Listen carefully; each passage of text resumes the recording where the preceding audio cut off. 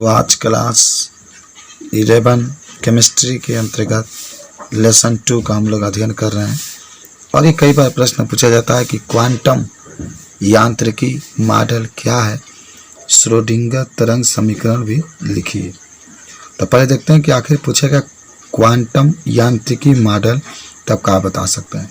कह सकते हैं क्वांटम यांत्रिकी वह विज्ञान है जिसके अंतर्गत दैतीय व्यवहार करने वाले, दैतीय का मतलब होता है कि कण और तरंग दोनों व्यवहार करने वाले, अर्थात तरंग और कण के समान गुण को प्रदर्शित करने वाले सूक्ष्म कणों जैसे इलेक्ट्रॉन आदि का अध्ययन किया जाता है।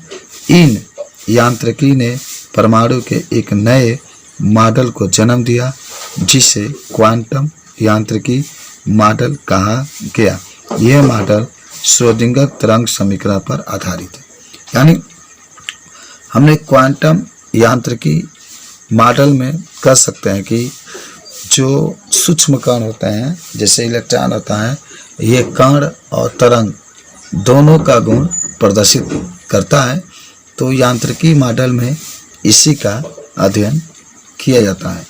यहाँ पर एक श्रोडिंगर समीकरण की बात हो रही है।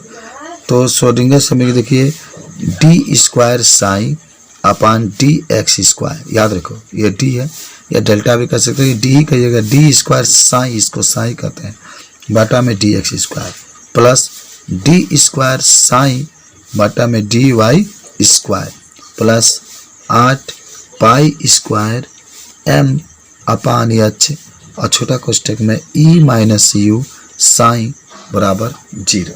याद करो श्रोडिंगर समीकरण यही आपका है, d square psi upon d x square plus d square psi upon d y square plus 8 pi square m upon h और फिर छोटा कोष्ठक में ई माइनस यू साई बराबर 0।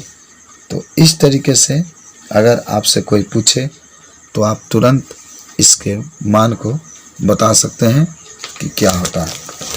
ठीक है, आइए एक चीज़ और मैं आपको इसी में जल्दी बता देता हूँ कि आपसे पूछा जाता है कि जो आपका परमाणु के क्वांटम यांत्रिकी मॉडल है उसके क्या क्या लक्षण होते हैं।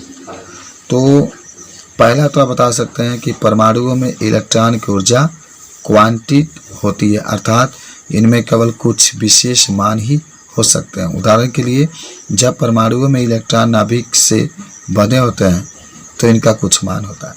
तो पहला आप इसके लक्षण में बता सकते हैं कि परमाणु में इलेक्ट्रॉनों की ऊर्जा क्वांटित होती है। इस समय क्या पढ़ रहे हैं आप, परमाणु की क्वांटम मॉडल। दूसरा कह सकते हैं कि इलेक्ट्रॉनों की तरंग जैसे गुण के कारण क्वांटित इलेक्ट्रॉन ऊर्जा स्तरों का अस्तित्व होता है और श्रोडिंगर तरंग समीकरण के अनुमत हल होता है। तो यह भी बता सकते हैं। तीसरा कह सकते हैं कि किसी परमाणु में इलेक्ट्रॉनों की सही स्थिति तथा सही वेग को एक साथ ज्ञात नहीं किया जा सकता। ये हाइजेनबर्ग का अनिश्चितता का सिद्धांत है। किसी परमाणु में इलेक्ट्रॉनों की सही स्थिति तथा सही वेग को ज्ञात नहीं कर सकते हैं। चौथा कह सकते हैं कि किसी परमाणु में इलेक्ट्रॉनों की तरंग फलन साई को परमाणु कक्षा कहते हैं।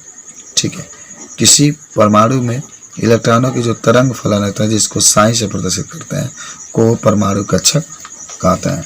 यह भी आप बता सकते हैं। और जो 5 नंबर है वो ये कह सकते हैं कि किसी परमाणु में किसी बिंदु पर इलेक्ट्रॉनों की उपस्थित होने की प्रायिकता उस बिंदु पर कक्षक तरंग फलन के वर्ग के समानुपाती होता है। यानी इसके माने किसी भी परमाणु में जो इलेक्ट्रॉन के पाए जाने की जो संभावना होती है जिसको आप ई से यन से यूज करते हैं वह उसके साई के वर्ग के समानुपाती होता है। ठीक है, तो इस तरीके से ये छोटा सा एक हेडिंग था, इसको बता सकते हैं। धन्यवाद।